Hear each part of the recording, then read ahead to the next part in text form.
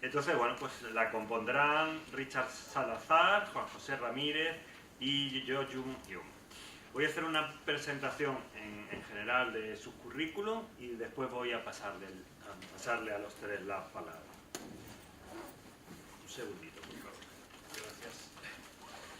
Esta mesa, la sesión 2, está pensada sobre movilidad científica entre Latinoamérica y Asia, Pacífico, Corea, y nos vamos a centrar en concreto en los factores influyentes y en las tendencias pues, que pensamos están afectando a esta movilidad científica en la actualidad y en un futuro. Contamos con Richard Salazar, de la Universidad Andina Simón Bolívar, es máster en Cooperación Internacional al Desarrollo, es investigador en tema de migraciones, desarrollo local e interculturalidad. Bienvenido. Muchas gracias. Contamos también la suerte de contar con Juan José Ramírez, es docente en el Colegio de México, donde está incorporado en el Centro de Estudios de Asia y África. Es doctor en Desarrollo Económico y Social, con un especial interés en el área de investigación de Asia y Pacífico. Y contamos, ya como nueva incorporación, con Jo Jung Hyun, que es la responsable de programas de movilidad con Europa y Latinoamérica de la Universidad de Incheon. Muy bien, pues ya sin más, voy a pasarle la palabra a Richard Salazar.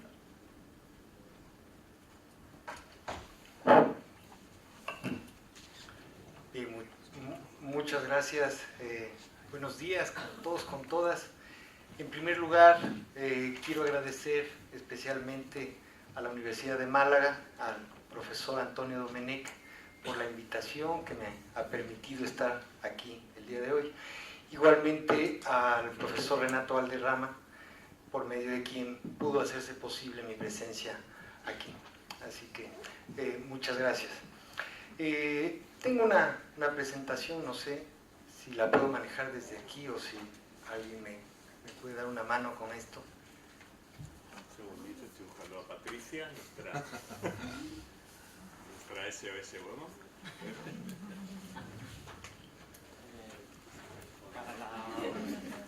Como tengo aquí la pantalla, no sé si desde aquí la puedo manejar o si es desde allá. Desde allá. Si alguien me pasa para allá o quieres tú. Bueno. Ah, ya vi por qué tú lo Perfecto. Gracias. Gracias, Luis. Gracias. Bien. La ponencia que yo he traído hoy se llama América Latina, Corea del Sur, un desafío para la interculturalidad y desarrollo. Comencemos, por favor. A mí me complace mucho ver el nombre de la línea de trabajo que tienen aquí, que incluye el tema intercultural. Hay que decir, lo comentábamos hace un momento con la profesora Silvi, nosotros en América Latina, al menos en Sudamérica, en la región andina de donde yo vengo, tenemos un altísimo desconocimiento del este de Asia. Yo creo que eso incluso proviene de una cuestión cultural, histórica, con enormes prejuicios, por lo cual siempre América Latina ha estado viendo hacia Europa y hacia Estados Unidos. Sin embargo, en este momento nosotros los desconocemos, pero ellos en cambio nos conocen hasta lo que nos gusta comer, y eso lo hemos visto con detalle, con realidad, con el propio Renato, a quien tuvimos la suerte de invitar en el mes de noviembre a propósito de que se está negociando un acuerdo de libre comercio entre Ecuador y Corea del Sur, acuerdo que ya lo celebraron los países vecinos y que Ecuador se negaba por motivos políticos y que ahora se lo está llevando a cabo. Y los coreanos nos tienen estudiados hasta el último movimiento, mientras que nosotros, en Ecuador, digo, la población media, todavía algunos siguen pensando que Samsung es japonés, o que las televisiones de LG y los teléfonos también son japoneses. Eso para decirles de manera anecdótica solamente cómo es desconocido el tema del este de Asia y concretamente en este caso de Corea del Sur. Entonces, como todos sabemos, Corea es uno de los dragones del este de Asia que además ha entrado con una fuerza inusitada en el panorama internacional. Entonces, a nivel internacional ya no estamos hablando de un mundo bipolar como fue hasta el año 89, sino de un mundo multipolar, en donde entonces hay muchos actores emergentes y uno de ellos Corea del Sur, con una fuerza, como digo, inusitada. Yo no les quiero abarrotar con muchos datos, pero en todo caso vale la pena recordar que el PIB de Corea en el año 62 era de 2.300 millones de dólares y hoy es de 1.410 billones de dólares. El PIB per cápita era de 87 dólares en el año 62. En el 2014, que tengo todas las cifras de hasta ese año específicamente, era de 33.629, es decir, esto nos da la medida de cómo ha ido creciendo Corea del Sur. Y para nosotros en América Latina es una perspectiva obligatoria la de tratar de ver hacia allá, no solamente porque Corea del Sur y el este de Asia sea lo que es, sino porque nosotros estamos hablando siempre de desarrollo, subdesarrollo. Y normalmente cuando se trata de explicar desde cualquier perspectiva, especialmente desde la ciencia política y de las relaciones internacionales, siempre recurrimos al mismo tema. Y es decir, no, lo que sucede es que nosotros tenemos un montón de problemas porque la colonia española nos dejó esa herencia. Y entonces por eso hay aquí los problemas, etc. A algunos la música les sonará conocida, ¿no? Pero han pasado 200 años. Han pasado 200 años. O sea, en América Latina no gusta reconocer la responsabilidad propia. Yo creo que ese es un grave problema. Entonces, si los coreanos estuvieran quejándose de eso, ellos fueron colonia hasta el año 45. En los años 50 fueron un país devastado no solamente por la pobreza, sino por una guerra dramática, dolorosísima, que en América Latina, salvo en el caso de Colombia y algunas cuestiones de guerrillas puntuales, pero algo comparable con lo que tuvo Corea en la guerra del 50 al 53, no lo hemos vivido, ¿no? Entonces, es una cuestión obligatoria revisar también esos ejemplos también para aprender de qué no quejarse, de que hay que asumir responsabilidades. Siguiente, por favor. Yo solamente quiero mencionar 3 elementos que han sido fundamentales en el surgimiento de Asia. El primero, la política intensiva de educación, lo que Sorensen ha llamado education fever, fiebre de educación. Siguiente, por favor.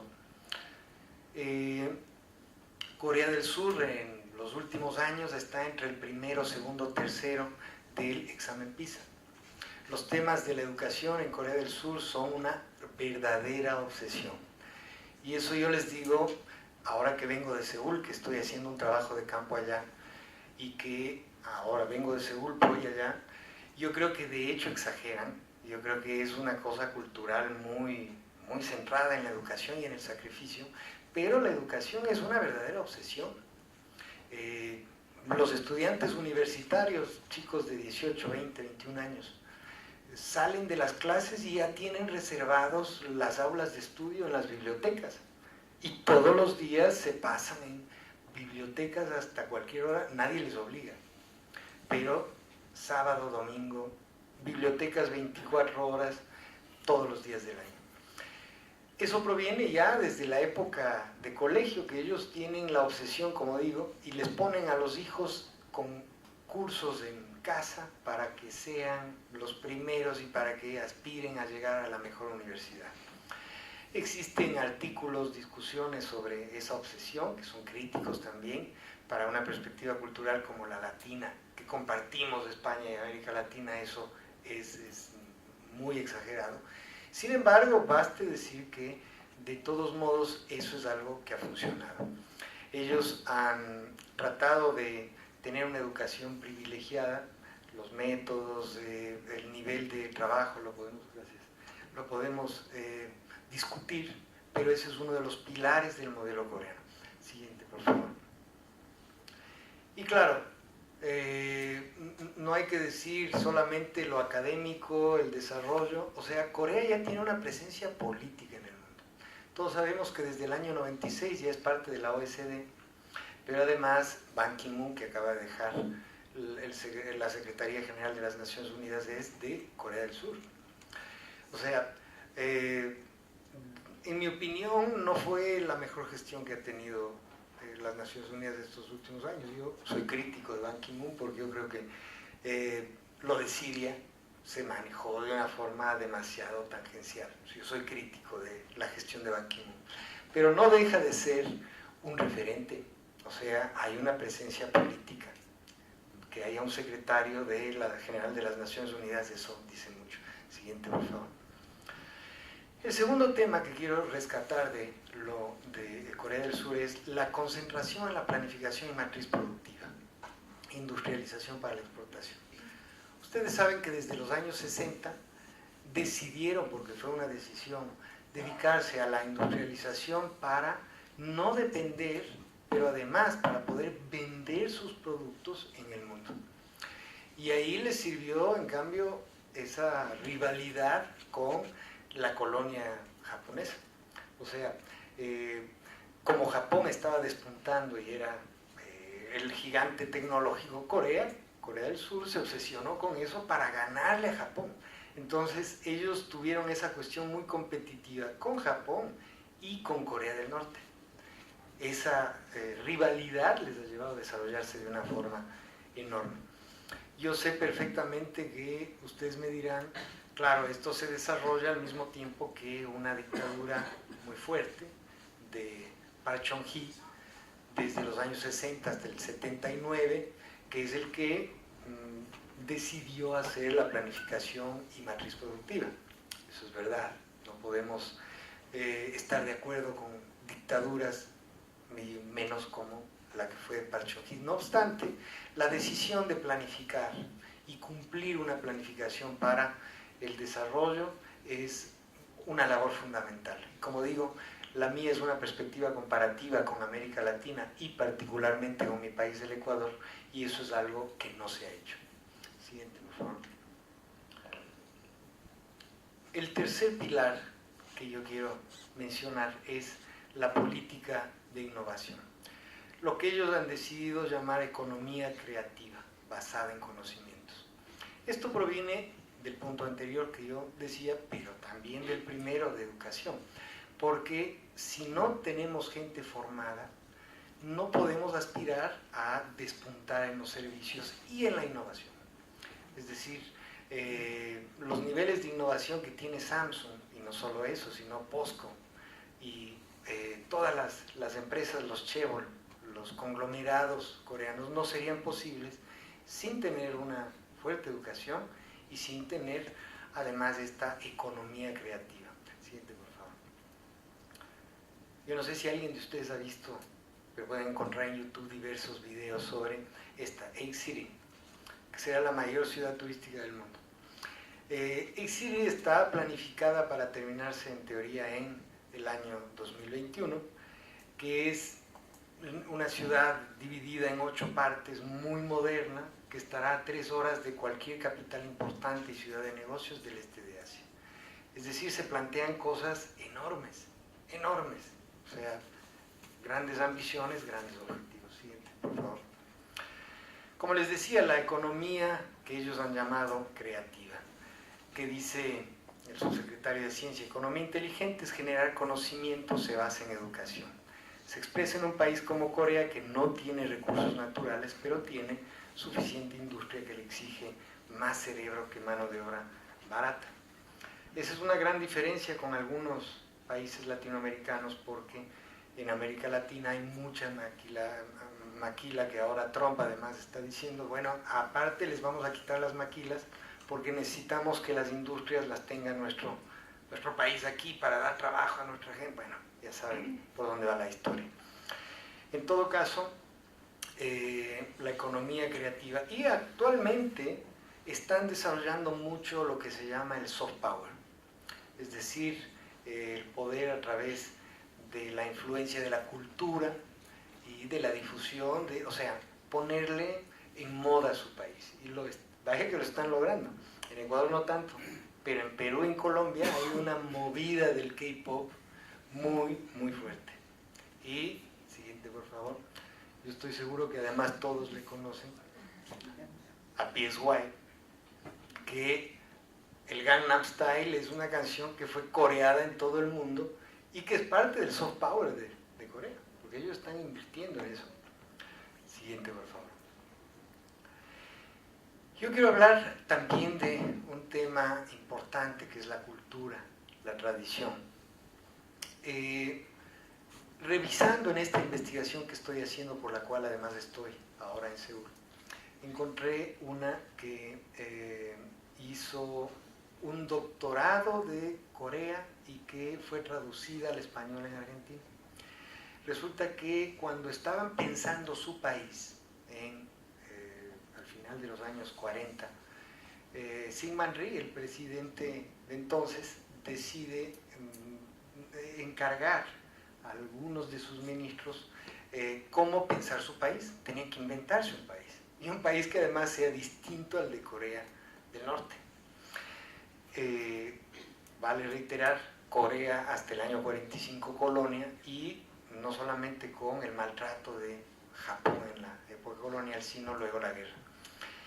Y encontré este concepto sumamente interesante, que es no sé cómo se pronuncie bien, pero se inspiraron en un principio, no sé cómo se diga francamente, pero lo definieron como una familia grande. Es decir, en esa primera propuesta se ve a todo el país como una gran familia, y su definición es: una familia hace un grupo de familias hace una aldea, la aldea, el conjunto de aldeas es un pueblo y su conjunto de pueblos una ciudad, conjunto de ciudades un país, y un país hace un estado honesto, que es como ellos se definen. Lo definen además para diferenciarse con lo que ellos llaman el estado deshonesto. Para ellos el estado deshonesto es el estado comunista de Corea del Norte, o sea, como lo definieron en esos años, porque era una moral única que es ajena a la naturaleza humana, y también la moral capitalista. La critican en ese documento porque dicen que la moral capitalista es profundamente egoísta y que no promueve ese sentimiento común de familia que querían proponerlo para Corea, la República de Corea. Siguiente, por favor. Entonces, como les decía, los llamaban a estos estados hipócritas, y tienen a la honestidad como un valor supremo. Yo hago énfasis en esto también porque evidentemente Corea, como cualquier país del mundo, tiene seguro mucho que mejorar. No quisiera tampoco caer en la idealización absoluta, porque somos seres humanos. Sin embargo, a nosotros en América Latina, amigos de América Latina especialmente, nos hace falta muchísimo pensar las cuestiones con honestidad. Yo creo que es una cosa muy latina y latinoamericana encontrarnos con escándalos de corrupción. Yo estos días, además que acabo de llegar acá a España, veo que además Carmen Aguirre se llama, ¿no? Carmen Esperanza. Y cada vez que llego a España hay uno de esos. La vez anterior era Urdangarín. Y, o sea, la cosa es que la honestidad, yo no sé hasta qué punto no nos la hemos tomado en serio. Y en América Latina ni les digo, con los escándalos de Odebrecht, con los escándalos de los socialismos del siglo XXI, que Lula, que era Dios, no sé si aquí conozcan mucho la historia de Brasil y lo del movimiento obrero, y Lula era Dios, en Brasil era Dios, Y ahora Rubler está sindicado por actos de corrupción y además están ahí los cheques y la lista en el banco de Odebrecht en Nueva York. Entonces, el tema de la honestidad, ¿cuánta falta nos hace? Yo creo que eso también habría que ponerlo en blanco y negro. Siguiente, por favor. Y yo creo que en la tradición es inevitable hablar de esto. Yo sé que ahí los coreanistas también me dirán, ahí hay opiniones encontradas, pero en mi criterio de antropólogo, que yo en mi pregrado soy antropólogo, yo creo que tiene mucho que ver. A pesar de que algunos dicen, y antes se decía, ¿no?, con eso de Max Weber, que decía la ética protestante, y decían que el confucianismo más bien era el que impedía que se desarrolle en China y en el este de Asia en general el capitalismo y el sentimiento de competencia. No obstante, yo creo que más bien el confucianismo, que promueve valores como el academicismo, el trabajo duro, piedad filial, autoridad, o sea, sin querer caer en el autoritarismo, pero aquí he señalado algunos de los principales atributos del confucianismo según los confucianistas. Y que han hecho, yo creo, parte de ese sistema que ha desarrollado Corea del Sur. Una altísima meritocracia, y por eso los exámenes para entrar a las universidades, y a qué universidad te toca según tu puntaje,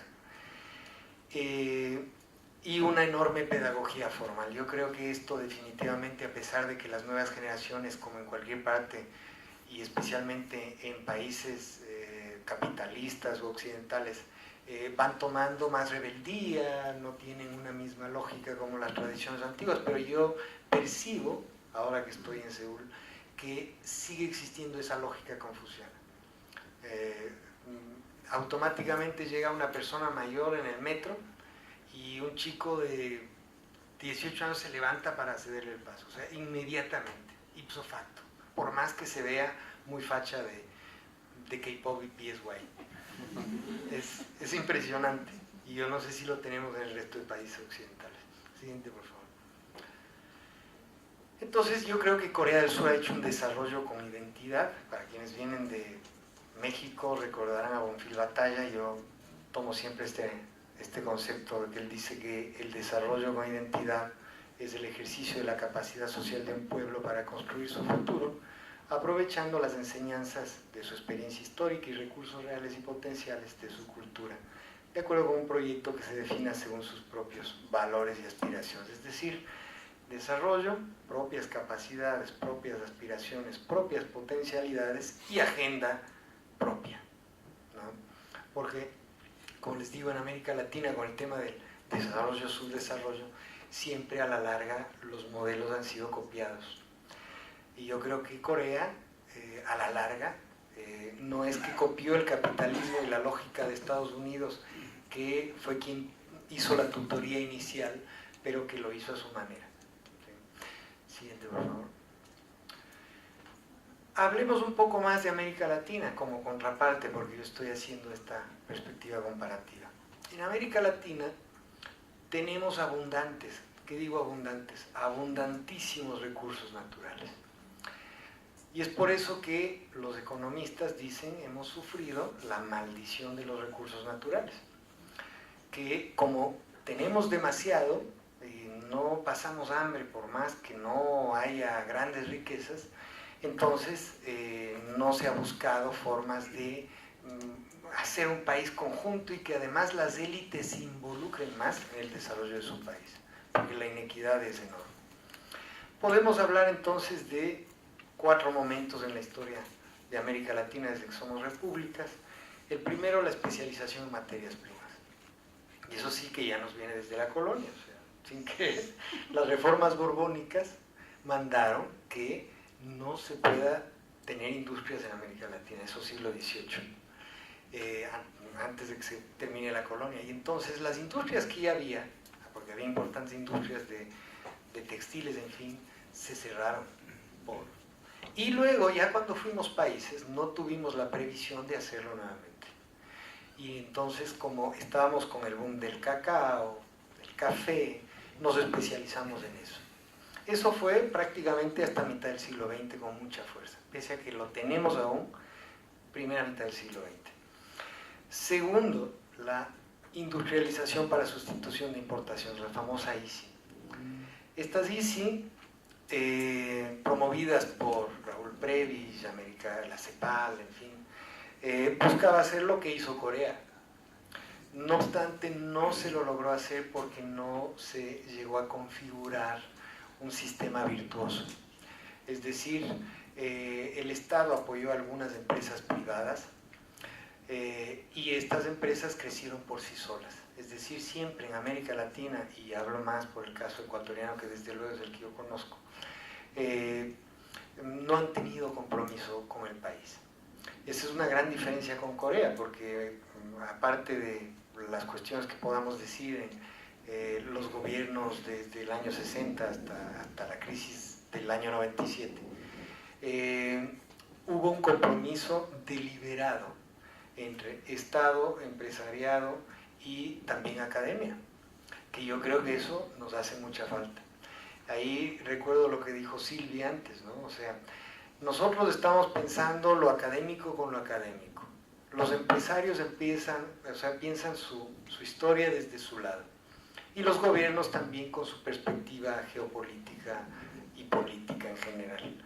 Yo creo que eso tenemos que tratar de juntarlo, es necesario, y desarrollar agendas conjuntas, porque además, si no lo hacemos, la innovación no va a llegar. Siguiente, por favor. En América Latina, guste o no guste, hay mucho, esta es una caricatura de un famoso caricaturista que se llama Bonilla, chupando la teta del Estado. Entonces, en muchos casos no desarrollamos nuevas estrategias porque también hay cierta comodidad, tanto de la élite empresarial como también de la gente que está en los sectores burocráticos. Siguiente, por favor. Y también llega cada gobierno y piensa que puede inventar el agua tibia cada 4 años. Y dicen, bueno, ahora sí vamos a hacer desarrollo porque los de antes nunca lo hicieron. Y entonces dicen, vamos a hacer una gran universidad que se llama Yachay, y que, por cierto, esta la pongo deliberadamente, porque ellos dijeron que la han hecho como modelo coreano, lo cual es falso, propaganda política. UNASUR, aeropuertos, etcétera, pero es historia de América. O sea, yo estoy seguro que los colegas de América Latina les suena. O sea, llega cada 4 años y dice, y ahora sí vamos a desatar el desarrollo dramático de mi país con este nuevo aeropuerto. Y son elefantes blancos. No se ha pensado, no se ha planificado. Siguiente, por favor. Pero América Latina tiene muchas potencialidades. Para el año 2050, según las Naciones Unidas, la población será 9.500 millones de personas. Y la producción para alimentar a esta gente necesitará crecer en un 70%. Es una potencia agrícola, precisamente por ser una región primaria. 52% de la producción de soya, 16% de la carne y maíz y 11% de la leche, 1/3 de las reservas mundiales de agua dulce, gran reserva de diversidad, 6 de los 17 países del mundo megadiversos están en América Latina, por lo cual América Latina está orientada a ser, o sea, debería ser un actor estratégico en la seguridad alimentaria mundial. Siguiente, por favor. He traído un par de gráficos sobre datos que, como les digo, no podemos divorciarnos cuando estamos en espacios académicos de pensar también la cuestión de mercado y de pensar la cuestión política. Entonces, vemos que la mayoría de países tienen una balanza comercial negativa en la CELAC con Corea del Sur. Y eso hay que trabajarlo. El que tiene balanza positiva es Chile, que hizo un acuerdo comercial, fue el primero que hizo en toda América Latina, y ya tiene 15 años ese tratado. Siguiente, por favor. Y la composición de comercio de Corea con países de importación-exportación. El que más exporta es Chile y México, el de más importación. Siguiente, por favor. Estoy seguro que ya el tiempo se está agotando. En todo caso, yo creo que en América Latina, como digo, hay un grave conflicto en el compromiso país. Yo creo que una de las limitaciones para eso ha sido que América Latina tiene una enorme diversidad, no solamente de climas y geografías, sino también de gente, y que habiendo indígenas, afrodescendientes, lo que se llama en mi país mestizos, blanco-mestizos y gran diversidad, ha hecho que la gente no se quiera sentir igual al otro, porque los temas de compromiso-nación son también culturales, y que hay que bajar los prejuicios, no solamente de desconocer lo que es Asia, el este de Asia, sino también los propios prejuicios que tenemos dentro de nuestros países. Siguiente, por favor. Aquí otra caricatura, porque hasta hace 2 años se hablaba del milagro ecuatoriano, porque Rafael Correa, que es un gran propagandista, había vendido muy bien la imagen de Ecuador y contrató revistas que en Colombia, de hecho, anoche conversábamos, sacaron ahí el milagro ecuatoriano, la receta de Rafael Correa, en fin. Pero desde hace 2 años volvió, después de haber criticado durante 7 años al FMI, volvió a pedir apoyo del FMI. Nuevamente, entonces, era la misma cosa de toda la vida de América Latina. Ahora sí refundamos el país, ahora sí lo vamos a hacer bien, y lo vamos a hacer solo sin el Fondo Monetario, sin los yanquis y el autoritarismo, y después no ha sido cierto. Y ahora estamos en grave crisis porque seguimos dependiendo del petróleo. Siguiente, por favor. Voy cerrando. Yo lo que digo es, necesitamos pensar justamente en la interculturalidad, es decir, un mutuo aprendizaje y tratar de promover un mutuo desarrollo con la región este de Asia, en este caso Corea del Sur concretamente, y también región América Latina. Siguiente, por favor. Interacción y mutuo desarrollo. Siguiente, por favor. Para lo cual necesitamos desarrollar varias estrategias. Aquí menciono alguna de la diplomacia de los pueblos, es decir, también tratar de hacer desde la ciudadanía nuestro propio soft power. Siguiente, por favor. Y tratar de hacer una agenda. Yo trato de plantear aquí una agenda Ecuador-América Latina. Yo creo que para empezar nosotros necesitamos, en eso sí, basarnos un poco en el modelo virtuoso de Corea del Sur. Tratar de hacer ese triángulo entre el rol del Estado, el sector privado y la academia. Para poder trabajar innovación no podemos dejar de lado el sector privado ni el del Estado, porque de algo que adolecemos en las universidades en América Latina es de dinero para investigar. Y después estamos diciendo que vamos a innovar y que vamos a inventar. Es imposible, sin tener dinero para investigación, innovar nada. Y lo que comentábamos hace pocos minutos con Silvi, antes de iniciar esta charla, que, por ejemplo, empresarios del este de Asia dicen, miren, nosotros no queremos mucho que mandemos estudiantes para que ustedes les encierren en aulas. A nosotros nos interesa que, porque eso lo hacemos aquí en Japón, en Corea, a nosotros nos interesa que ellos puedan salir a investigar, a vivir, a aprender cosas en el país, en las industrias, en el campo. O sea, lo que se llama investigación-acción. Y yo creo que en ese campo también debemos tomar la posta un poco en el sector académico, porque siempre pensamos que lo tradicional, también nos gusta la tradición, que siempre lo académico es lo más correcto y que tenemos que investigar y escribir lo más inteligente y se acabó. No, también tenemos que innovar un poco. Yo creo que ahí la investigación-acción es obligatoria. Y ojalá el compromiso del sector privado igualmente. El sector privado que siempre dice yo apoyo y creen que ya porque hacen un programa de responsabilidad social apoyando a unos barrios pobres, ya está. O sea, yo sé que Samsung también tiene sus escándalos de problemas y de corrupción, pero es increíble ver la inversión que hace también en temas de educación. O sea, en la Universidad de Yonsei, la biblioteca más grande y moderna que hay, que es enorme, es la que donó Samsung.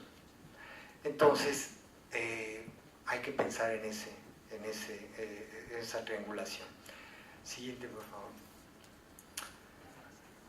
Voy concluyendo. Entonces, como les digo, tratar de hacer una agenda de desarrollo intercultural con un enfoque multiactorial de estados, organizaciones sociales, sector privado, academia, promover una globalización positiva, un desarrollo conjunto en red, que yo creo que está muy de la mano de lo que mencionaban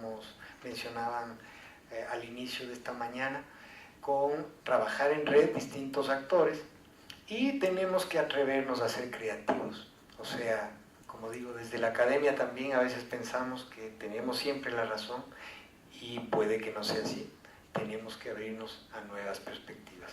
Y hacer eso una forma de desarrollo entre regiones y con una identidad propia. Finalmente, yo solo quiero decir que en la Universidad Andina, que es una universidad pública de la comunidad andina, existe un fuerte enfoque de internacionalización. Nos interesa mucho trazar puentes con la Universidad de Málaga, con el este de Asia, con la RIMAC y otras universidades con las cuales ya hemos empezado, por ejemplo con la Autónoma de Nuevo León, para tratar de trabajar estas y otras inquietudes. Así que dejarles la inquietud de que nos tomen en cuenta, y que además felicitamos estas iniciativas que son precisamente para eso, para conocernos. Así que yo creo que eso tiene un valor enorme. Muchas gracias.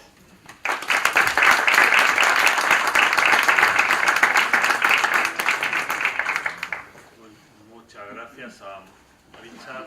Ha situado bastantes temas de interculturalidad en relación al contexto geoeconómico, y bueno, lo retomaremos ahora después. Tiene la palabra Juan José Ramírez. Gracias, muy buenas tardes. Es un placer volver a estar con ustedes aquí en la Universidad de Málaga. Gracias a nuestros amigos del grado en estudios coreanos. Yo lo que quiero hacer ahora es tratar de recuperar algunos de los cabos sueltos que han quedado en reuniones previas sobre estudios en torno a Corea, y tienen que ver con las formas de trabajo puestas en práctica por la comunidad iberoamericana que se dedica a la realización de estudios sobre Corea.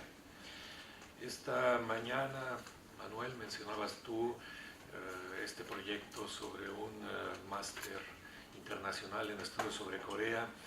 Y yo pondría más bien sobre la base de nuestra experiencia institucional, empezar por la base con un programa de grado a la escala internacional en estudios sobre Corea.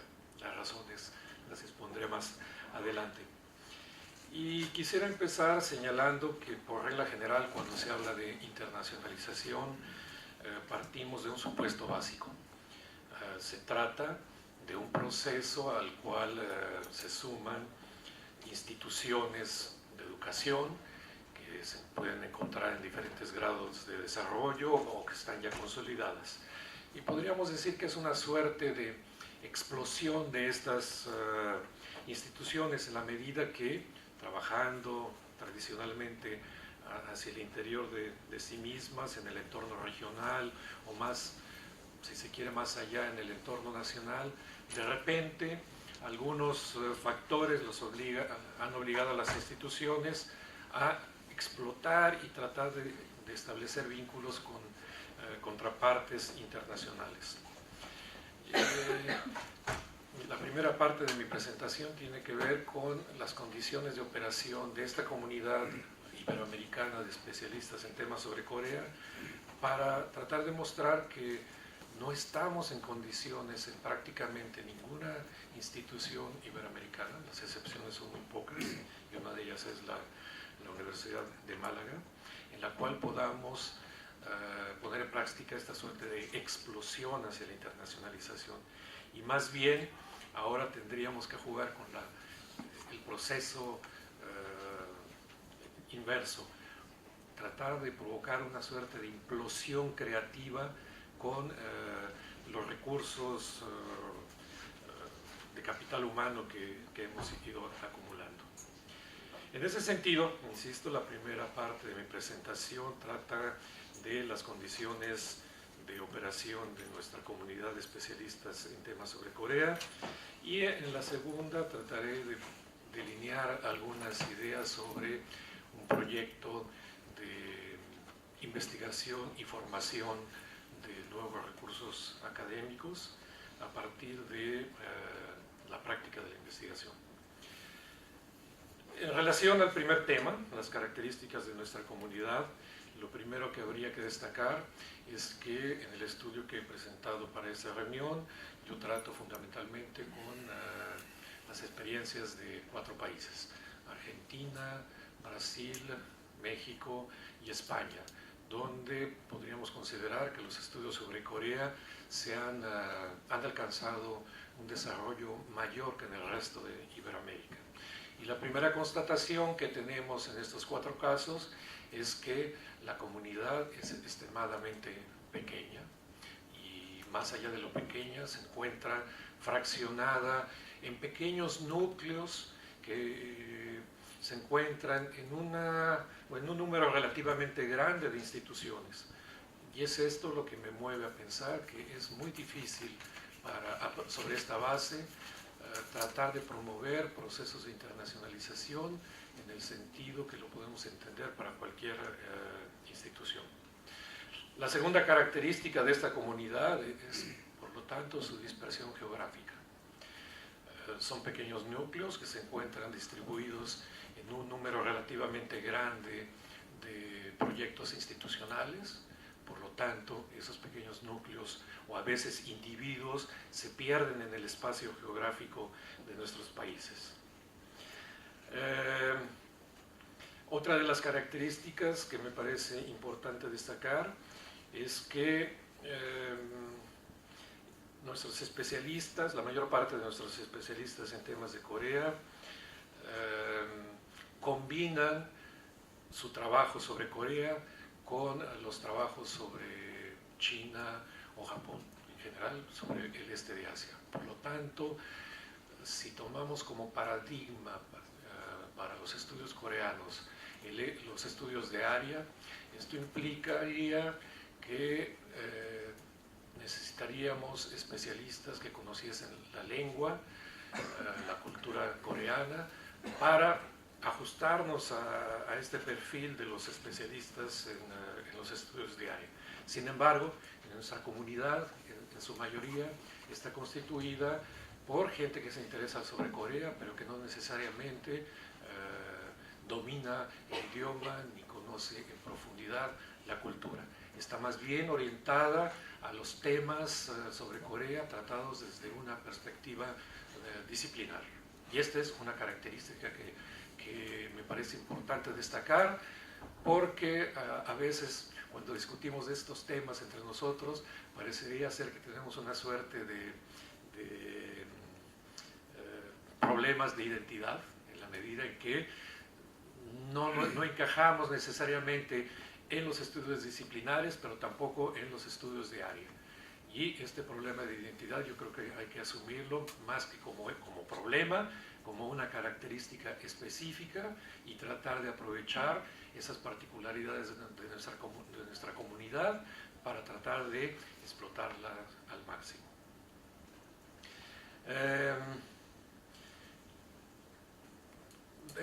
Otro aspecto importante que han surgido en las reuniones previas que hemos tenido es que ahora a nivel iberoamericano tenemos cuando menos ya un capital académico desarrollado y plenamente identificado, con 4 o 5 líneas de investigación que me parecen importantes. Tenemos gente que se ha especializado en la migración de coreanos en América Latina, las maneras como estos migrantes se incorporan a las sociedades latinoamericanas o iberoamericanas, y esto ha sido un campo en el cual se han logrado ya avances considerables. Otros colegas se han especializado en la política exterior de Corea, en el sentido estricto del término. Otros nos hemos interesado más por el desarrollo económico y las políticas de comercio internacional de Corea, qué sé yo. Y la Universidad de Málaga se ha destacado por poner de realce el tema de la interculturalidad en el programa sobre estudios de Corea. Y estas 4 líneas me parece que pueden ser la base de una propuesta interesante de investigación en la escala internacional. Y esto me permite entonces pasar a la segunda parte de mi presentación, cómo sobre la base de esta comunidad dispersa, fraccionada, podemos entonces, a partir de una suerte de implosión creativa, proponernos un programa internacional de investigación y de formación de recursos humanos de manera simultánea. Y añadiría yo, no solamente un programa de investigación y de docencia en la escala internacional, sino sobre todo en una perspectiva latinoamericana, que es un tema que también surge cada vez que nos reunimos a trabajar a discutir sobre estos temas. ¿Cómo podemos innovar en el trabajo que hacemos, dándole un toque iberoamericano al trabajo que realizamos? Entonces, en primer término, podemos constatar que prácticamente ninguna institución iberoamericana, o en muy pocas instituciones iberoamericanas, existe una masa crítica para un proyecto de internacionalización en el sentido clásico, como podemos entenderlo. Pero si nos ubicamos en la escala iberoamericana, podríamos considerar que esa masa crítica sí existe, en tanto que sumatoria de todos los recursos con que contamos. El reto, por lo tanto, es delinear y poner en práctica un proyecto de investigación-docencia en estudios coreanos, decía yo, desde una perspectiva iberoamericana. En la investigación, dado el perfil de la mayor parte de nuestros especialistas, creo que estamos ante el reto de superar las condiciones en las cuales hemos venido trabajando. Es decir, estando dado que somos en buena parte gente que trabajamos sobre temas de Corea, pero no hacemos estudios coreanos, el reto es establecer un compromiso entre ambas disciplinas, es decir, empezar a formar nuevos cuadros que tengan el perfil de la gente que proviene de los estudios de área, con conocimiento profundo de la lengua, de la cultura y de la sociedad coreana, pero al mismo tiempo que trascienda de los límites que plantea este tipo de formación hacia los estudios disciplinares, que es donde estamos especializados la mayor parte de la gente que trabajamos en esto. Entonces, esto es un primer reto que tenemos. Cómo en investigación podemos lograr un compromiso entre estas dos áreas. Y lo que me parece en todo caso interesante de la formación disciplinaria es evitar la trampa propia de las disciplinas.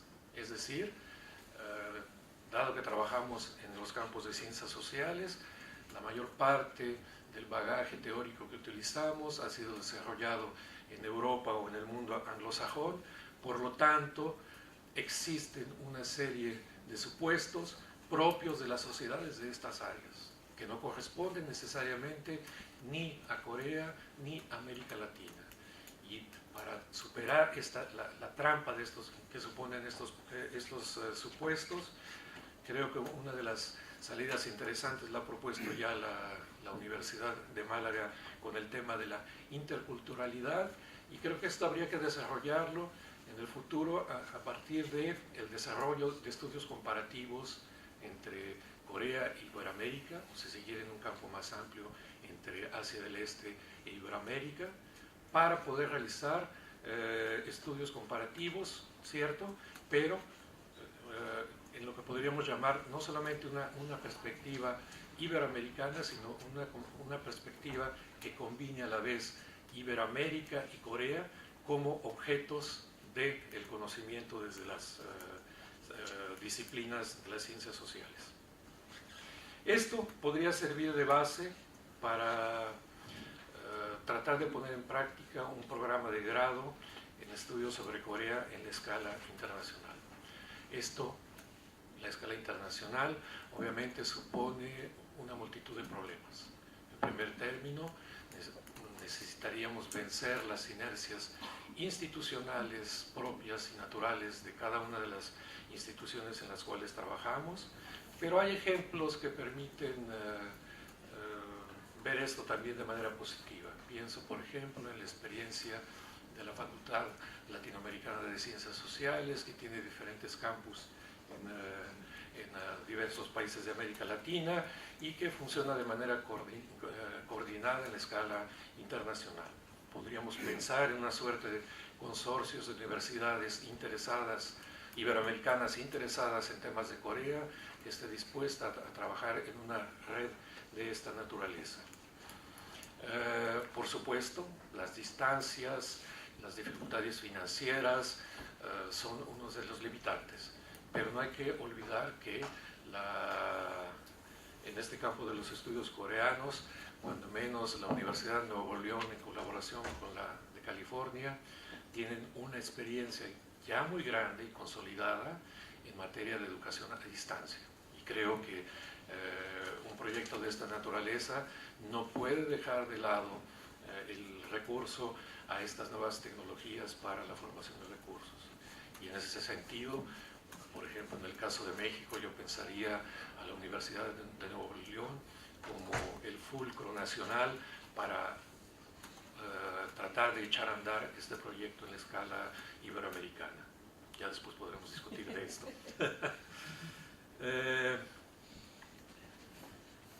El otro tema, más allá de la formación a distancia, tiene que ver con el reconocimiento que tiene nuestra comunidad o que necesita nuestra comunidad ante nuestros pares, tanto en los estudios de área como en los estudios disciplinares, para superar ese complejo que muchas veces nos inhibe a quienes formamos parte de esta comunidad.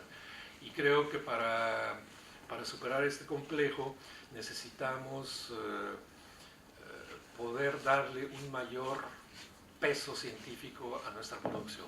Nuestra producción sobre temas de Corea es abundante, es de calidad. El problema que tenemos es que se trata de productos académicos que tienen un alcance parroquial. Difícilmente podemos saber lo que nuestros colegas en la Universidad de La Plata producen, ya sea en México, ya sea en Ecuador, en cualquiera de los países de América Latina, porque no tenemos recursos para la difusión masiva y amplia de nuestra producción. Creo que necesitamos buscar medios para que esta producción alcance al mayor público posible, sobre todo porque se trata de una producción en español para un público hispanohablante que desafortunadamente todavía no está acostumbrado al uso de lenguas extranjeras y por lo tanto el español necesitamos reivindicarlo como una lengua de comunicación científica más allá del inglés o del chino, que pueden ser más hablados que el español. Pero el español sigue siendo una lengua en la cual necesitamos promover para esta difusión. Creo que otra vez los medios electrónicos nos permitirían esta difusión amplia y con esto ganar el reconocimiento de nuestros pares en las áreas disciplinares y también en los estudios de área. Insisto, yo creo que estamos ahora en condiciones de plantearnos tareas en la escala internacional en materia de investigación y de docencia, y creo que no podemos dejar de pasar esta oportunidad ni tampoco retardarla más, so pena de quedarnos muy atrás de lo que están haciendo en otras regiones. Creo que en ese sentido los estudios sobre Corea en una perspectiva iberoamericana podríamos empezar a practicarlos prácticamente el día de mañana. Muchas gracias.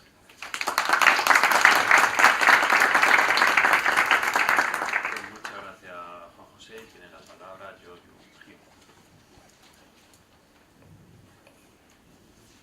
Bueno, hola, me llamo Chu Changhyun y pues en Corea ponemos tenemos en apellido al primero y pues si podéis llamarme como Miss Chu.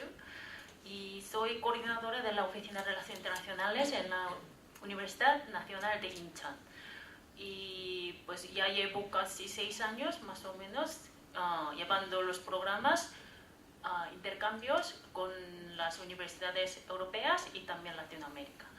Y pues como yo hablo español y estoy dedicando mucho programas con las universidades hispanohablantes, y estoy muy encantada de estar aquí y gracias por invitarme aquí. Y es una oportunidad creo que muy especial para mí, porque yo no soy investigadora ni doctorada sobre los estudios coreanos, pero como soy coreana y pues yo puedo hablar un poco sobre esto. Y voy a hablar sobre cómo trabajamos en la Universidad Nacional de Incheon con la Universidad de Málaga. Pues creo que estas últimas décadas han cambiado mucho la tendencia sobre los estudiantes universitarios, porque han aumentado mucho los intercambios entre las universidades, especialmente los estudiantes, pero también como profesores y investigadores. Y como mi experiencia es que yo estudié, como mi carrera fue filología española, y tuve una experiencia como estudiante de intercambio en la Universidad Autónoma de Barcelona, y después dedicó a trabajar en el área de este área, y creo que tengo suerte porque creo que la única coordinadora en la Universidad Coreana que trabaja en la Oficina de Relaciones Internacionales. Y además, como Universidad Nacional de Incheon, tenemos una buena relación con la Universidad de Málaga. Yo puedo hablar español y puedo tener amigos y amigas. Y pues a lo mejor yo estoy ayudando un poco para desarrollar los estudios coreanos.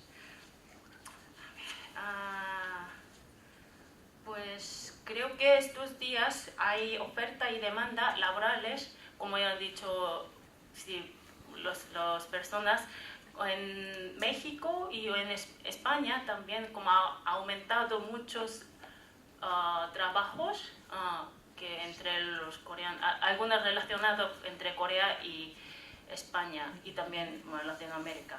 Y las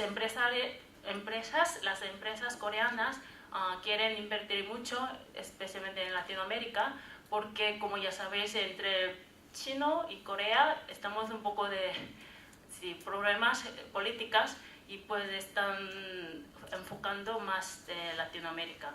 Y pues los estudiantes, quien quiere trabajar en Latinoamérica debe hablar español, y pues en la Universidad Nacional de Incheon, en nuestro caso, también hay muchos coreanos estudiantes que quieren trabajar en Latinoamérica, y pues estamos enfocando buscar algunas ofertas laborales o prácticas para encontrar algunas como oportunidades trabajar allá.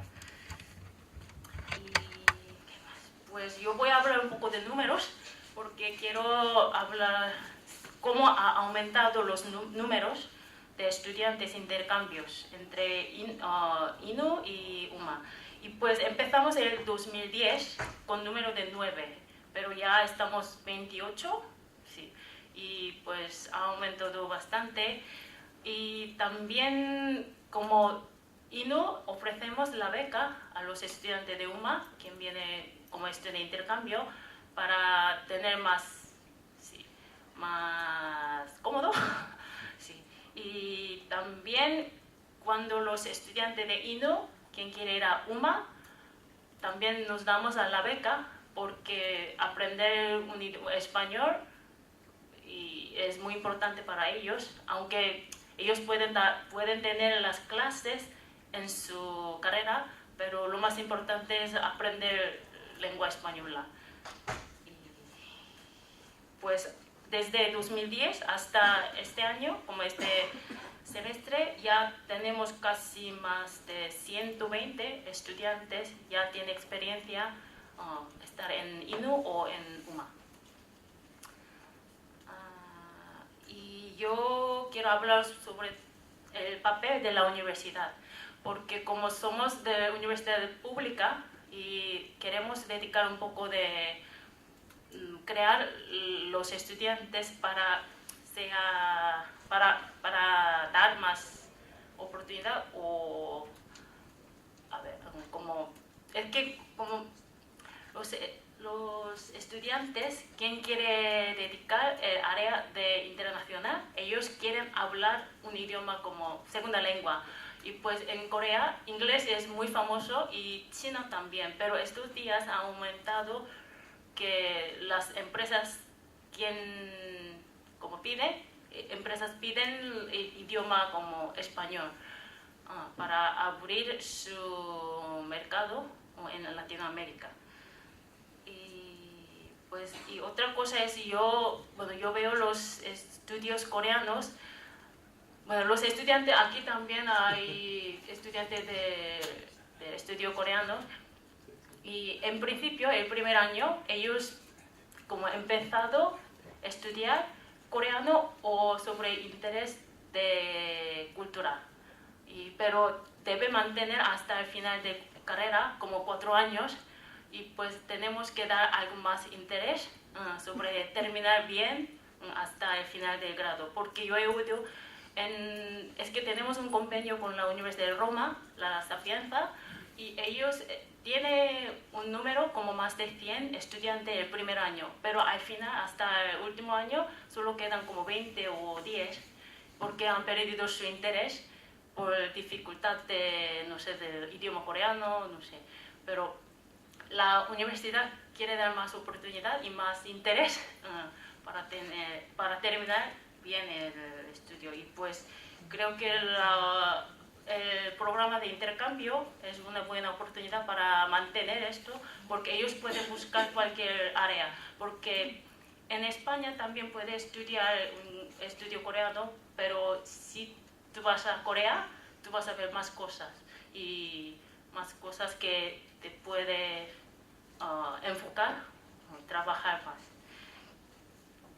Y bueno, también yo quiero hablar sobre el papel del gobierno. Es que la beca, ya conocéis de Fulbright de los Estados Unidos y también de JASO del Japón. Y el gobierno coreano ha lanzado solo pocos, como 20 años, ya hace 20 años, sobre GKS. Es una beca del gobierno coreano para apoyar a los estudiantes extranjeros, para dedicar los estudios coreanos. Y pues este julio vamos a hacer un programa para los estudiantes hispanohablantes para ofrecer 5 semanas sobre los estudios coreanos. Bueno, y esto también, como hemos conseguido el propuesto desde el gobierno coreano para llamar más atención para los estudiantes latinoamericanos.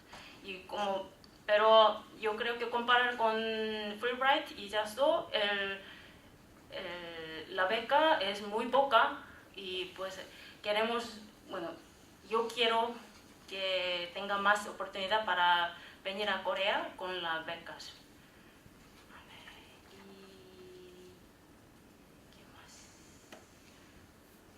Pues creo que... y última cosa que yo quiero tocar es sobre las prácticas. Yo he dicho también hablar sobre las prácticas que intentamos hacer con UMA y también con la Universidad Autónoma de Nuevo León. Es que yo creo que para los estudiantes lo más importante es conseguir un trabajo. Bueno, es muy importante estudiar, pero dedicar el estudio coreano, pero también es que cuando los estudiantes vienen desde España o desde Latinoamérica y me han preguntado, ¿hay algún sitio para trabajar o hay algún sitio puede hacer un part-time en Corea? Y pues ellos quieren seguir el trabajo, pero creo que con dinero.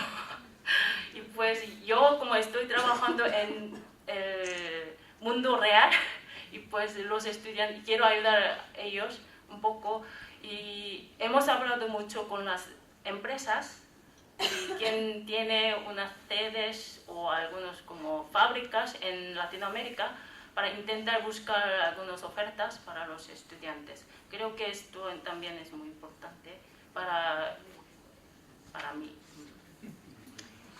A ver. Bueno, creo que ya sí, me gustaría dar mío y bueno, yo me encantaría ayudar y apoyar la gente quien trabaja sobre este área, bueno, los estudios coreanos, y también yo quiero animar a los estudiantes para seguir y trabajar los estudios coreanos. Gracias.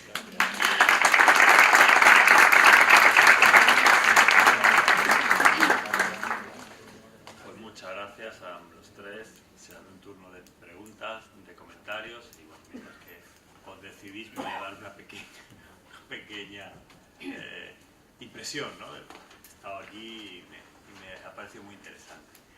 En primer lugar, quizás sería interesante, ¿no?, pues plantearnos, ya que lo estamos haciendo aquí en España, en la Universidad de Málaga, por lo que escucho, por lo que he oído, quizás el interés fundamental de Corea no es en España, lo cual es ya algo a tener en cuenta, sino es fundamentalmente en Latinoamérica, ¿no?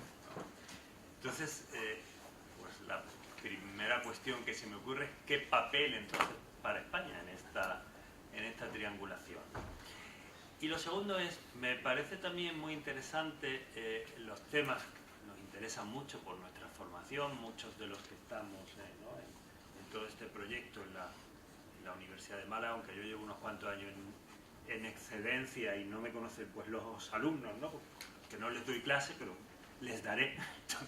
Entonces, la cuestión es un poco justamente esa cuestión de la interculturalidad, ¿no?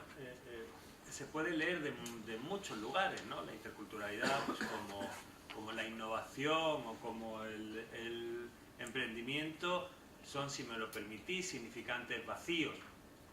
Van ahí, ¿no?, por el aire y uno los puede coger un poco al vuelo, ¿no?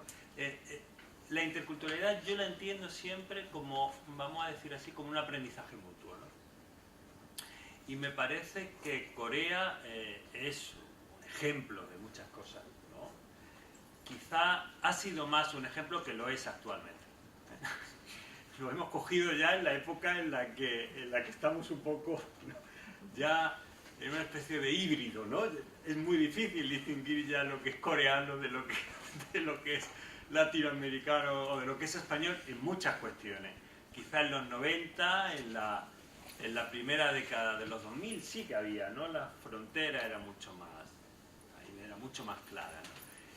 Entonces, yo estoy muy interesado y hemos hecho con Renato también algún trabajo, ¿no?, sobre interculturalidad de las empresas coreanas en Latinoamérica, y me sorprende el bajo nivel de comprensión intercultural de los grandes chaebols coreanos con respecto a Latinoamérica. Es sorprendente, ahí hay un nicho vacío, absolutamente, ¿no? Todo una cosa indefinida, es una cuestión antigua, ¿bien? Antigua. Es muy difícil hablar de Asia Oriental desde una perspectiva académica, incluso sin caer en el ellos y nosotros. Es muy difícil. Yo no sé si lo habéis intentado, pero yo cuando hablo en público sobre este tema siempre me quedo con cuántas veces voy a decir ellos son de esta manera, nosotros somos de otra. Entonces, la interculturalidad justamente yo la entiendo como intentando vencer esa frontera, y creo que es una responsabilidad académica importante, ¿no? Entonces, ciertamente no me cabe duda de que el nivel, vamos a llamar así, de cultura avanzada en muchos temas de Corea es muy singular, es muy importante, pero yo también creo que a la mayoría quizá no es solo por eso por lo que nos interesa Corea y el intercambio con Corea, ¿no?, sino que también, y ahí enlazo con lo que comentaba Juan José antes, me parece importante quizá definir el espíritu, lo que sería la tendencia de la latinidad en la relación internacional y de cooperación con Asia Oriental en general y con Corea en particular. ¿Habría un estilo iberoamericano de diseño académico y de investigación? ¿Habría algo que defender a nivel pues, de valores, de ética, en un sentido amplio? No entro en qué, ¿vale? En un universo tan diverso como es el universo iberoamericano, se podría definir, y quizás eso sea un reto, ¿no? Una forma iberoamericana, que es mucho más complicado incluso que una forma latinoamericana quizás, ¿no? O una forma latinoamericana que invite a España a incluirse, ¿no? De ir a estos estudios.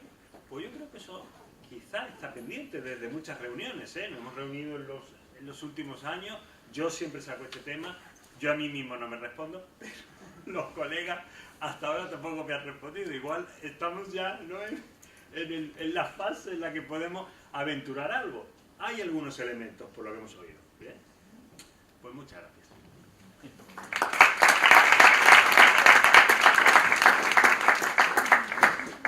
¿Queréis comentar algo de esto, de cualquier otra cosa? Y si no, abrimos a la sala el turno de preguntas. Fernando.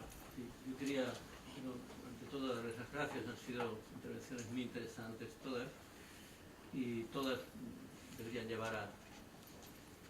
¿Me escuchas? Sí, pero estamos grabando. Bueno, no importa, yo... Nos falta el artilugio para que se... Cuando venga... Yo voy hablando, supongo que todo el mundo escucha, Sí, porque sí, los sí. profesores proyectamos mucho la voz. Sí. Y, no, cada cosa, yo creo que cada aspecto que se ha planteado requeriría hablarlo tranquilamente, ¿no? En el sentido latinoamericano y de la palabra, que es hablar tranquilamente, ¿no? Sin un programa, y ver todos los aspectos de las cosas. Los tengo que acercar.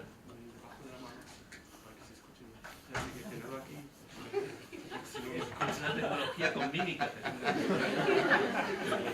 Yo creo que hay muchas cosas que plantear desde la perspectiva sobre cómo concebir el mundo global, por ejemplo, como historiador, y cómo entrar en estas dinámicas que estáis planteando, ¿no? De si es posible realmente interesar en ver el mundo desde perspectivas históricas que no suelen estar precisamente viendo el mundo, ¿no? Empezando por el tema de la propia perspectiva de qué significó la colonización española, ¿no? Es decir, si tú vas a una sociedad donde, por ejemplo, se estudia, por ejemplo, hablo de casos de Latinoamérica, ¿no? No lo digo como una lamentación, sino como una observación del antropólogo e historiador, ¿no? Sobre todo los historiadores somos antropólogos con envidia, ¿no? De no serlo. Y vas y, por ejemplo, la historia empieza en el siglo XIX de tu propia república, ¿no? La historia que se enseña en las facultades, ¿no? Y lo demás pues son cosas que sí que pasaron, pero que no se estudian. Y tampoco se estudia mucho el mundo, sino mucho más las... Quiero decir, desde esas perspectivas no me extraña, ¿no?, que ahora mismo veamos, por ejemplo, que pues tendencias tan curiosas como que todo indígena en Latinoamérica parece tener la tendencia a buscar el traje típico, ¿no? Y a vestirse con el traje típico y a definir su tipismo con una rigidez espectacular, ¿no? Yo soy un poco crítico sobre todo tipo de esencialismo. Parece repetirse el siglo XIX europeo, en el que no tenía un traje típico, no existía, ¿no? Pero a nivel más pequeñito, ¿no? Bueno, hablo como historiador, me gustaría reflexionar todas estas cosas, ¿no? Porque creo que hay que empezar a hacer una historia global y explicar historia global como parte de los programas educativos, ¿no? Que ya ni siquiera es historia de Europa, pero Europa tiene un papel que no hay que despreciar, muy al contrario, ¿no? Pero yo, no sé si estoy hablando demasiado, pero quería en realidad hacer como la observación más así para el debate que ha planteado Juan José Ramírez, que es tan interesante, ¿no? Bueno, yo creo que efectivamente tenemos que hacer grados en las perspectivas que tú planteas. Tenemos que hacer también, si es posible, másters, programas de doctorado. Tenemos que conseguir que los estudios de área se fusionen con los disciplinares. Tenemos que conseguir, como se ha planteado antes, que los estudios de área y los estudios disciplinares converjan también con la gente que se relacionan profesionalmente, científicos, geólogos que están estudiando, o matemáticos que están estudiando con universidades de allí, y que están entre nosotros, ¿no? Quiero decir, nuestros colegas que estudian cosas, son médicos que estudian cosas, o que estudian cosmética, ¿no? Y todo esto tenemos que conseguirlo. Yo pienso que bueno, para nosotros lo que hemos hecho, nuestra pequeña experiencia de aquí, empezó ahí, ¿no? O sea, hemos querido hacer un grado en el que salieran gentes formadas en estudios de área. Y estas gentes, ahora mismo, por ejemplo, creo que tenemos, el que lo sabe es Antonio, ¿no? Porque es el que lo sabe todo, ¿no? Pero tenemos alrededor de 10 personas haciendo posgrados en Corea. Haciendo diversos posgrados en economía, en traducción, porque nuestro grado es un grado con esa amplitud, ¿no? Tenemos gente, bueno, el año pasado ganó alumnos de esta facultad, ganaron un premio de esta universidad de spin-off. Tenemos una empresa formada por alumnos de este grado que están teniendo un spin-off aquí al lado, en el Rayo Verde, ¿no? Es decir, estamos haciendo este esfuerzo, y a partir de ahí, claro, a mí se me ocurren muchas cosas, como por ejemplo la posibilidad de que todas estas personas puedan también aprender los componentes disciplinares con vosotros, ¿no? En todas partes, y por supuesto también, y muy particularmente en Latinoamérica. Es decir, nosotros vamos generando especialistas, tenemos cosas interesantes, porque cuando tienes, si me enrollo mucho por decir, ¿vale? Pero cuando tú tienes que formar un grado, pues tienes que formar un grado con un núcleo de gente especialista en estudios de área, pero obviamente había que formarlo también con economistas y otros que además se han acercado una parte de ellos a este campo, ¿no? Sin ir más lejos, pues nos preside una persona que está en este momento estudiando coreano desde la psicología social y la antropología, ¿no? Y está orientando sus caminos ahí. Es decir, lo que aquí nosotros hemos vivido es todos estos caminos. Pero más que una observación es, en el buen sentido de la palabra, utilizarnos, ¿no? Quiero decir, estamos generando alumnos que están con una gran necesidad de formación y que los damos, si me permitís una expresión andaluza, criados, ¿no? Es decir, con un nivel razonable de coreano, y con una parte de ellos, no todos, pero una parte de ellos con muchas ganas de aprender. Y nos gustaría aportar eso como una clave que no quita, al contrario, porque hemos tenido una experiencia que creo que puede ser importante para el nuevo desarrollo de este grado y de otras perspectivas. Desde esa perspectiva es la que también hemos planteado este pequeño curso de premáster, ¿no? Que se está dando en este momento, precisamente para aprender, y estamos trayendo a gente particularmente de Corea y de Latinoamérica precisamente para aprender y para ver cómo en el futuro podemos formular todo esto. Así que bueno, es un aporte, ¿no? Efectivamente el grado, pero aportaremos también nosotros nuestro pequeño grado, que a lo mejor debería convertirse en un texto más nuevo, una especie de pregrado, ¿no? Del grado grande que tenemos que hacer, ¿no? Gracias.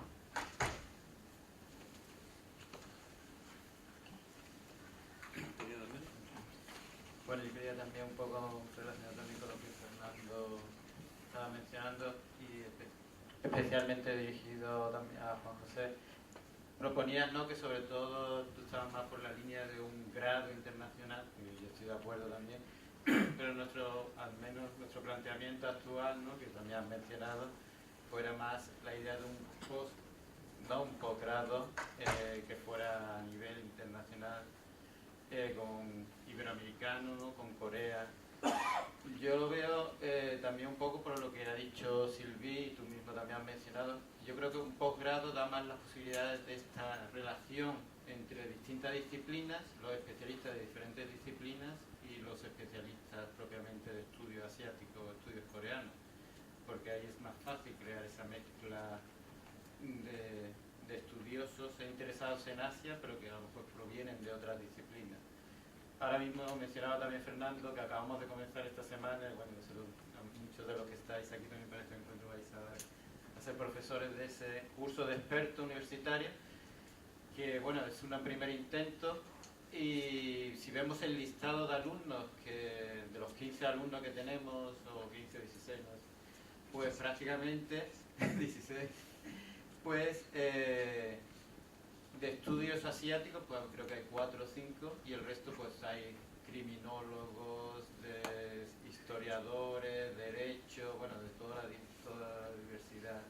Entonces creo que es un ejemplo de un lugar, un espacio donde se puede dar de esa interdisciplinaridad y esa conexión entre los estudiosos asiáticos y de otras disciplinas para complementarse, ¿no? Entonces no sé cómo verías esta...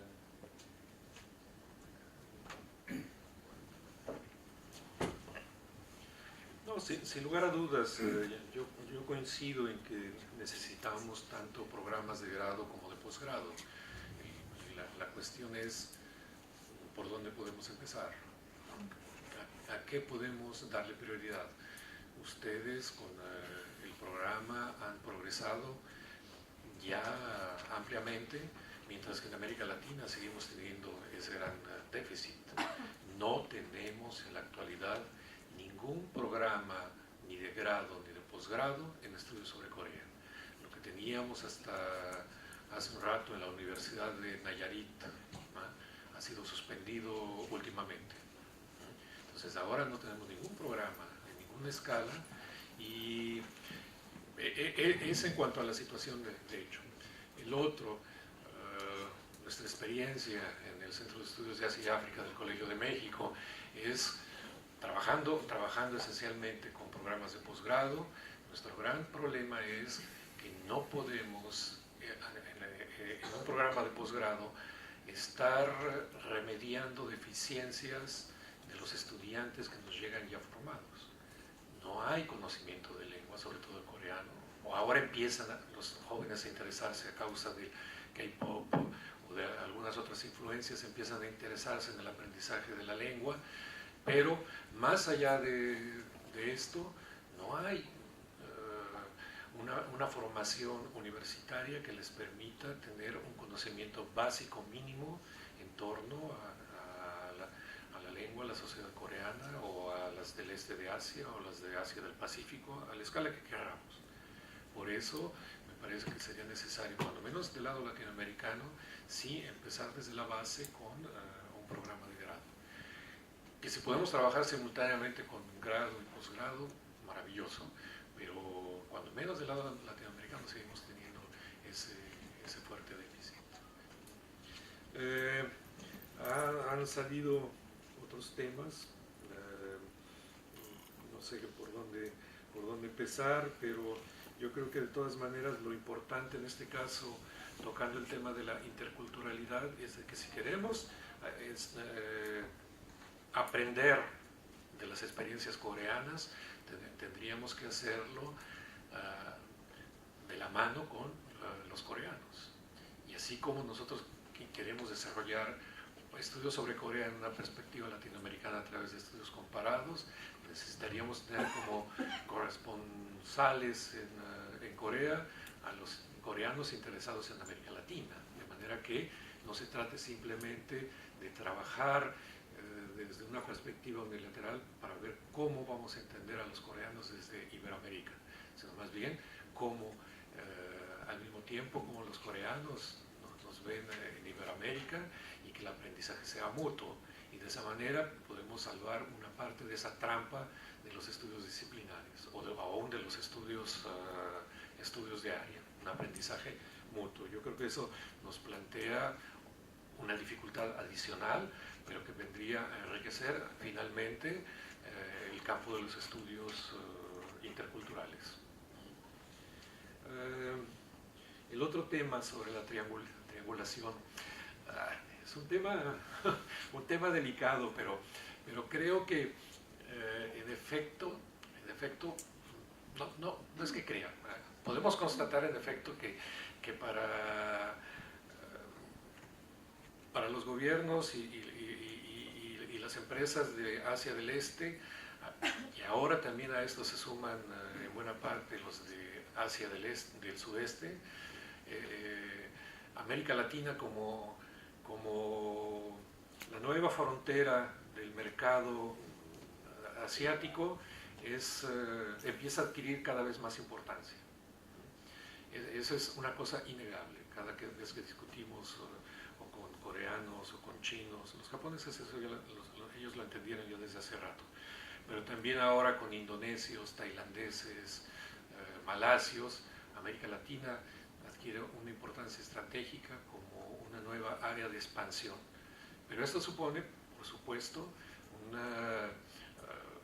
un desarrollo económico previo que no existe, por ejemplo, en África, ¿no? O en otras regiones de Asia Central. Y esto no quiere decir que España quede evacuada de este nuevo contexto. Yo creo que aquí una de las cosas que habríamos de tener en cuenta es el hecho de que las políticas liberales puestas en práctica por los gobiernos latinoamericanos durante los últimos 25, 30 años han tenido como resultado una cuasi liquidación de las clases empresariales domésticas, favorizando sobre todo las empresas transnacionales. Y creo que en este caso, por ejemplo, España, con las instituciones financieras españolas, podríamos buscar una asociación para recrear una clase empresarial latinoamericana que pudiese vincularse a todos estos procesos de internacionalización productiva. De tal manera que España, con una ventaja que ya no existe en América Latina, podría jugar muy bien un papel en esta triangulación. Pienso, como primera respuesta. Más allá, habría que ver qué otras complementariedades podemos tener. Pero creo que esta sería una de los temas que me parecerían esenciales en este tema. Y no sé, no quiero tomar más tiempo tampoco. Muchas gracias. Renato Armera.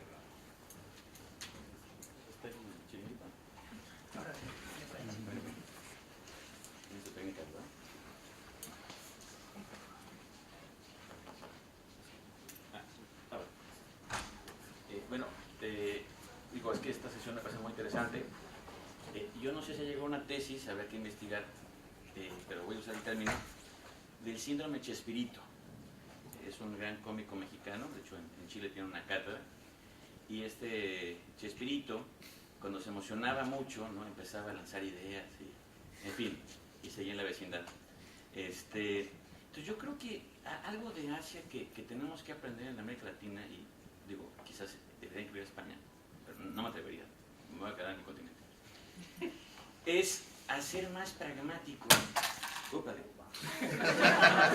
Por cierto. Has cogido la técnica, ¿eh? Ya está. Has cogido la técnica bien. Bueno, y si no, se nos escucha, ¿no? No, hacer más pragmáticos y más heterodoxos. Pensar fuera de la caja. Por ejemplo, ahorita decía nuestra gran amiga y colega, que dice, yo estoy en la realidad, mis alumnos lo que quieren es trabajo. Yo vengo de una región donde quieren trabajo y me imagino que aquí igual, ¿no? Y luego veo esta reunión, que es la suma de muchas reuniones previas, y lo que veo es un rompecabezas que hay que armar. Y va a quedar un cuadro precioso, no sé qué cuadro va a quedar, pero es hermoso. Sumando todo esto, pero desde la practicidad y la heterodoxia. Pongo dos ejemplos muy puntuales.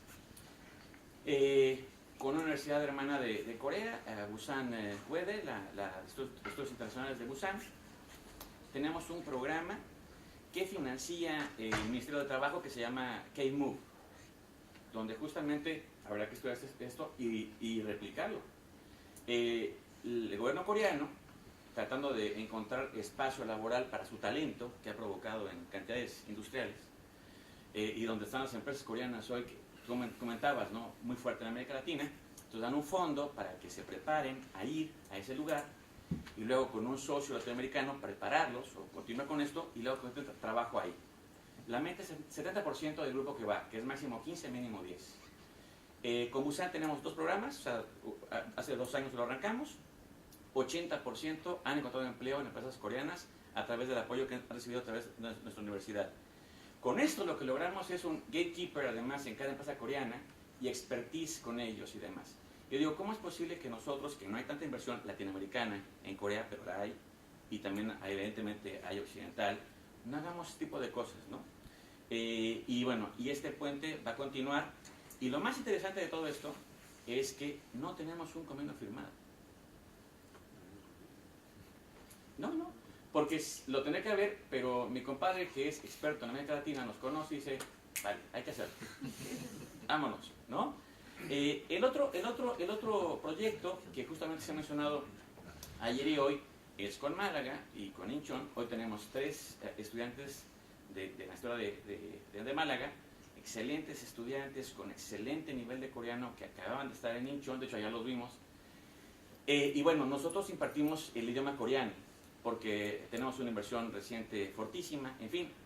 Y entonces estos chicos que vienen a tomar cursos están también dando clases de coreano, haciendo investigación, y de hecho no solamente dan clases en mi universidad, sino en la universidad vecina de Coahuila, donde también hay gran inversión y cuyo gobernador lidera la relación de México con Asia y con Corea, y ellos ya son fundamentales en esta relación.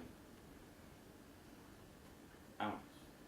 Donde, por cierto, les comento entre nos, nuestra universidad no tiene dormitorios. Entonces, había un pero, obviamente, por eso digo que los rectores tienen que estar aquí prohibidos, donde no es que hasta que no haya dormitorios se construya no sé qué.